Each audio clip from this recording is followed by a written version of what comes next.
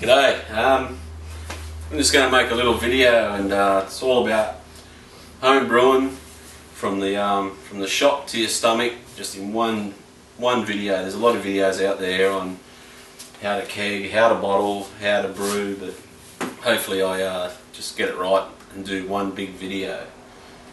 This is my second go at home brewing. I started with the bottles a few years ago, stopped, kept all my gear, but now I've set up, as you can see, set up the bar. It's not quite finished yet, but I've got the taps there, so I'm going to give the kegging a go. One of the benefits is hardly any waiting, a lot less cleaning the bottles, and you've got beer on tap at home, so it doesn't get much better than that. So anyway, I'll just run you through the basic home brew kit that you'll buy from any home brew shop. It's important to support your local home brew shop because you buy from them, and they're always happy to give you some information and tips on brewing, so try not to buy too much stuff off eBay. Anyway, this is the fermenter. It's a standard 23 litre. It's just plastic barrel basically. You'll notice there's a hole in the lid, and the little plastic grommet goes in there, and that's for your air lock, which allows air out, nothing to get in. So it's very important to seal the beer after it's been mixed. So we'll talk about that a bit later. So you'll get that. You'll also get a little measure. This is for your sugar. You've got the small one for your stubbies, big ones for your long necks. So that when you're bottling, you've got to just put your normal cooking caster sugar into your bottles, and that'll gas them up over time. So you'll get that. You should get a little tap that goes on.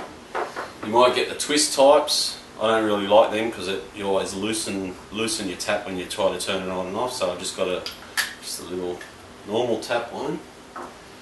So that'll go in. Okay, you get bottle brush for cleaning your bottles. You'll get a plastic paddle. That's for just mixing the brew up. That's all that sort of does. You get this. This is for when you're actually putting the beer into the bottle. It allows you to connect it into your tap after it's been fermented. Put that in, put your bottle up, and it'll fill from the bottom to the top. And that'll reduce frothing and just makes it a bit easier. So that's what that does. It's a little spring-loaded device. This thing's a hydrometer. This is for measuring the alcohol content of your beer, if you're that worried about it. The main reason you use this is to work out when your beer has stopped working, stopped fermenting. So I'll talk about that a bit later as well. That's just a little test tube that you use it with. That's basically it. All this other gear that I've got. You can see the kegs in the background. They're just a corny keg, 19 litres, standard soda kegs that you use. I've got a bottle capper, some bottle tops. This crazy thing's a bottle tree. It's just used for drying your bottles. And that's just a big version of this. It's 65 litres, just 3 times the amount. So if you want to make 3 times in one go, that's why I use that. Now, the most important thing about home brewing is you keep everything clean and sanitised. So you'll see a lot of this mentioned on forums and videos. They're talking about the pink stuff. So that's just a soapy sanitizer. So just wash everything with that, rinse everything out, and you're ready to go. I've got my ingredients here for a beer.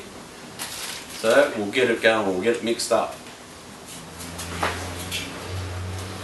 Okay, well, we're ready to mix the brew up now. So we've got all our ingredients. Now, I'm just a basic brewer. I haven't started experimenting yet with hops and flavours too much. So basically, I just walk into the shop, tell the guy what I like drinking. In this case, to his new draft, and he'll just look through his book, go and grab all the ingredients to make something very similar to that. So this is just a Tui special lager. This is your malt. Now all your details and brewing instructions are on the back of the can. Really, that's all you've got to read.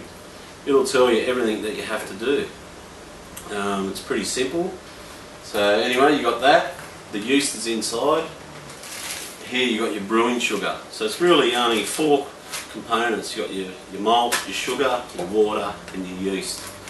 And like I said, once you start getting fancy and experimenting, then you can put in hops and other things to change taste. So anyway, we'll get started. So we'll just pop the lid off this. There's your yeast. Keep that aside, you don't want to lose that, that'll go in last. Now the first thing you've got to do, it'll say, you want to, this is like golden syrup, like honey, so you want to soften it. So you just got to whack it in a container for about 10 minutes in hot water and just let it sit. So we'll do that now. Okay, so you just grab your kettle, boiling water. Now it's a good idea to just read through all this and take some notes. Just once you put it in there, you might lose your label. Some people like to pull the label off, keep it aside. But yeah, for your first time, just make sure you read through a couple of times and understand what you're going to do. Most important thing is probably looking at your temperature and your final reading of your the thing out here, your hydrometer. And that's basically all you sort of need to know. But anyway, we'll whack that in. We'll get it melting down.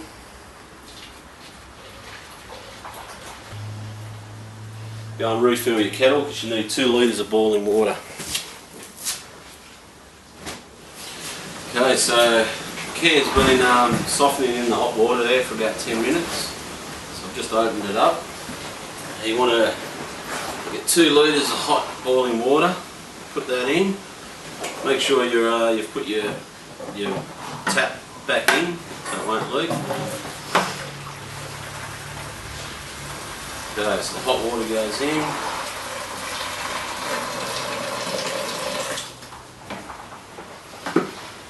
Now we'll whack our syrup and our malt. So as you can see, it is like just golden syrup. It's pretty thick.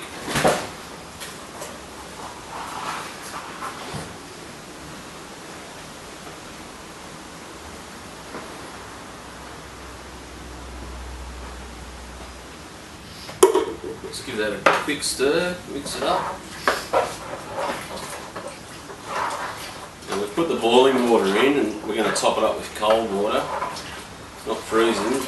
Now you want your temperature set on that can between 18 and 28 degrees, but it's good to keep it around 22, 24, people say even. Give that a nice mix.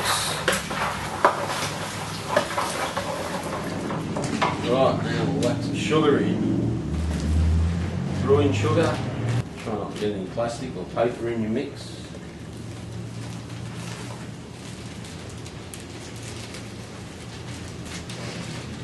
Get that going.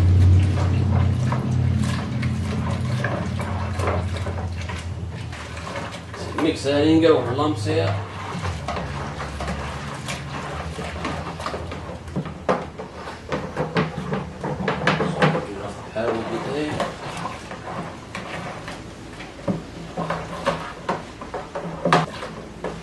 Now we can start topping it up with the water.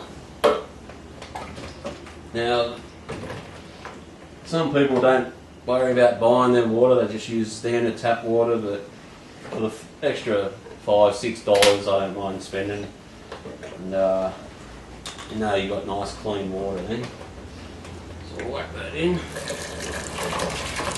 Punch a bit of a hole in it. Let the air out.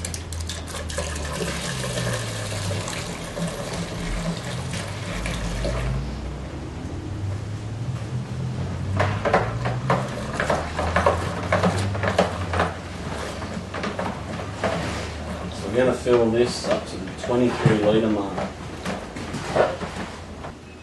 which is on, you'll see some markings on the barrel, somewhere there.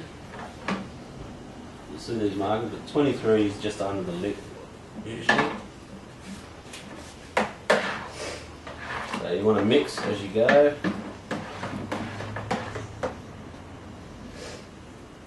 This is where you can either add a bit more hot water or cold water to get your temperature right. Just remember, you've got to start it before you put the yeast in. You've got to have it between that 18, 26, 28. So we'll just give it a good stir and we'll take a reading. Okay, so we've got our sugar, malt, water, it's all in ready to go. Just take a quick temperature reading. Remember on the can it said between 18 to 28. Really you want it around 22 to 26. Ideally you want it around 22, people say 22, 24. Okay, this is sitting around 25, so a little bit warm, but it'll still be okay. If you go too cold, the yeast will just stop working. If you go too hot, you can actually kill the yeast, so it's important to keep the temperature down. Okay, now, yeast packet.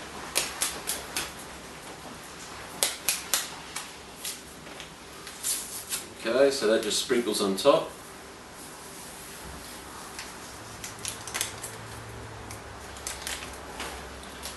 Some people may not want to stir it in, but I like to just give it a bit of a stir, just to mix it through, get it going a bit quicker.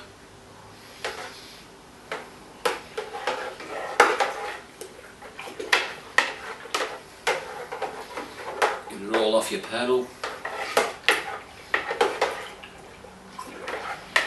And that's basically it. All your ingredients are in, so you're ready to go. And we'll get our lid, back the lid on.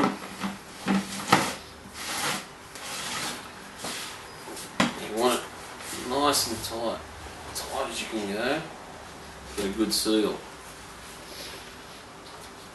Airlock.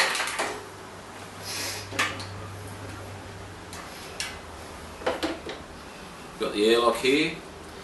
Now you want to fill it with some nice clean water, either a little bit of boiled water that's cooled down. You might have a bit of leftover water. You only got to put a little touch in. You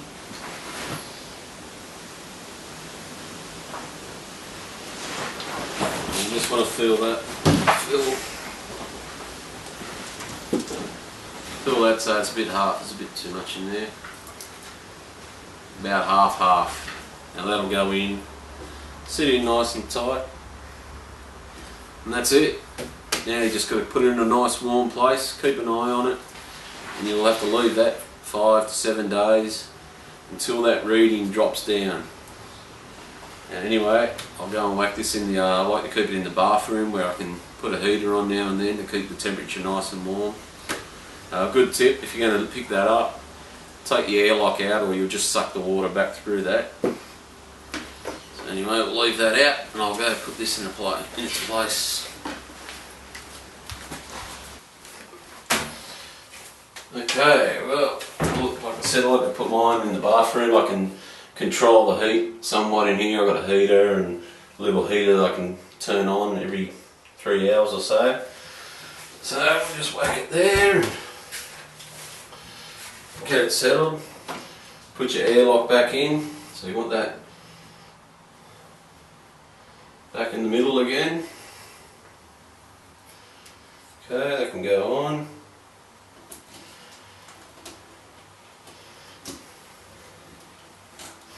Now everything's nice and tight. I've got a sleeping bag here. If it does get a bit cool, I can zip that up. A lot of people use heat pads, fish pond heaters. There's all sorts of things you can do.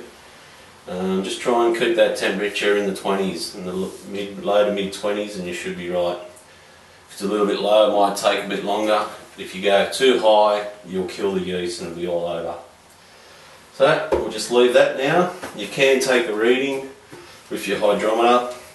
You just take out a sample, take down what it says, the first reading. When it comes a week later, you can take the final reading, and you can work out the alcohol content if you're that worried about it. But if you're just a beginner, it's not going to worry you. So we'll just let that go now, and that yeast should start to work. couple of days, and about 7 days, it should be right to bottle and keg.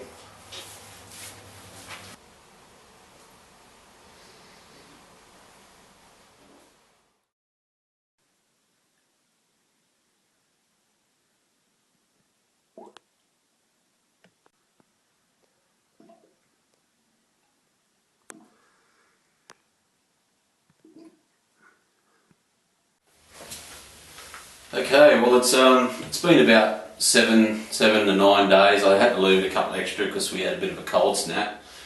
But the beer has stopped working, so it's ready to bottle and ready to put into a keg. So what you want to do now is just grab your hydrometer, and we'll just take a sample, and we'll see what the final reading is. Just be careful not to suck too much water, or if any, through your airlock there. You can take it out, or it's not that important. So you just want a good sample, enough to float the hydrometer. Now just try and get rid of all the bubbles, and because you want a clear reading, so you can mix it up, give it a bit of a spin. Okay, that's sitting on about 1008, so a little bit lower could have been ideal, but the can said 1006, I think, 1006 to 1008, so that should be right. So anyway, we'll get that in the keg and into the bottles. You can have a smell and even a bit of a taste. It'll give you a bit of an idea what your beer is going to be like. So yeah, it is nice and clean, just with those extra days I had to leave it. So anyway, we'll get it bottled. Okay, well, we've got our beer here. We've got everything cleaned. We've got our bottles washed, kegs washed. Everything's clean and sanitised, so we're ready to go. You can see here on the keg that I've got this plastic tube connected to the tap. Just allows me to get it right to the bottom of the keg and fill from the bottom up, reduce bubbling, and it just helps the beer process and keeps it nice and clean. So anyway, we'll get that going. And another thing with the keg, you'll notice when you open them up, you'll see on the in valve there, you'll notice the little pipe just at the top here. You don't want to fill above that or anywhere really near. You want to keep it an inch below that, because that's where the gas goes in. You don't want it bubbling in the beer. Okay, so anyway, we'll get this tube in and we'll get filling.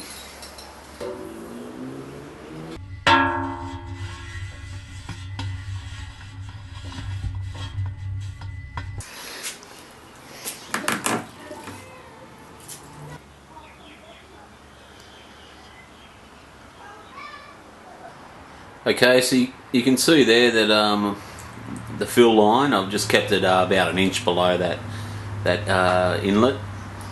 So anyway, we'll seal it up now, and we'll put a bit of gas in it, just a little bit, just to keep it under pressure, and then you can store that for as long as you want, or put it straight into the fridge and gas it up, ready to drink.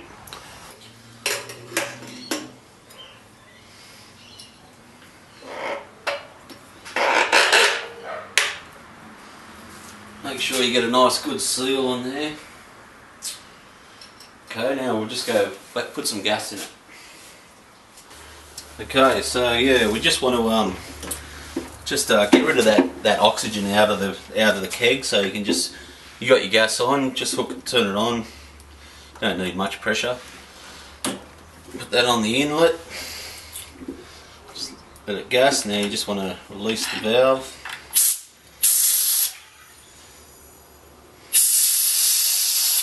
Just do that a couple of times, so that's pushing that oxygen that was left there. Getting that oxygen out and putting the gas in.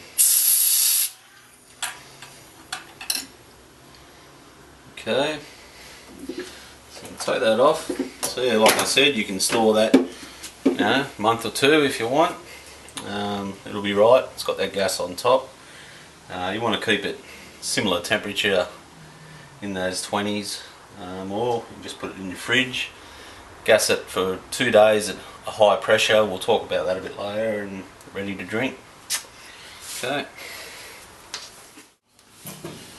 Okay, now I'm just going to show you the bottling technique. You can see I've got a little bit left over. Those kegs only hold 19 litres. Remember, we started with 23. You might lose a litre from all your testing through the week. But anyway, I've just got the standard long neck bottles here. They're 750ml, 750, sometimes 800ml. So I'm just going to use those. So here you get this little contraption, your little spring-loaded device. That just goes up into the tap. Again, make sure everything's clean. So we'll put that up in the tap. Make sure it's in nice and hard. Now remember, with your bottles, we've got to put the sugar in. The sugar, it will carbonate the beer in the bottles, rather than the gas when you force carbonate with the gas into the kegs.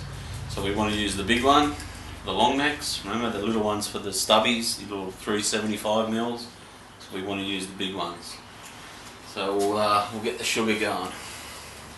Okay, so we've just got our normal cup of tea, coffee, sugar, household sugar. So we want to fill that up right to that edge there. Get it nice and level. And that just goes straight into the bottle. That one's done. Just repeat that for all your bottles.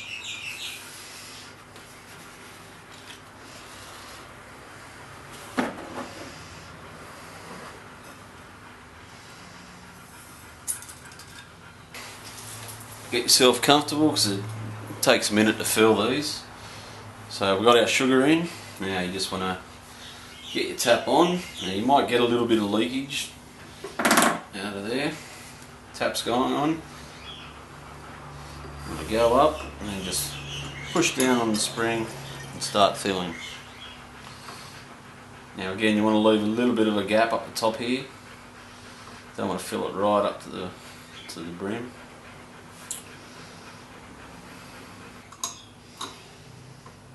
Okay, so that's about it. I just leave that end bit. You can get a bit it's a bit thick down the bottom there before your yeast, and it's up to you. Some people might think that's the best part of the beer. So anyway, so that's it. I only had enough to fill the 2 long necks. So what you want to do now is just empty everything out, get it all clean and ready for the next time. And that's basically it. We'll put some caps on these bottles, and they've got to sit for about 4 weeks, same temperature again, and they'll be ready to drink. Now your gas, your kegs, you want to just hit them 30 psi for 2 days. A lot of people have got different theories. I just like to hit them a couple of days and get them nice and carbonated, nice and gassed up. But you just trial and error. You'll see it how, as it comes into the glass, you'll work it out if it needs more gas or less. But anyway, that's it. They're the basics of home brewing. Anyway, I'll get all this stuff cleaned up.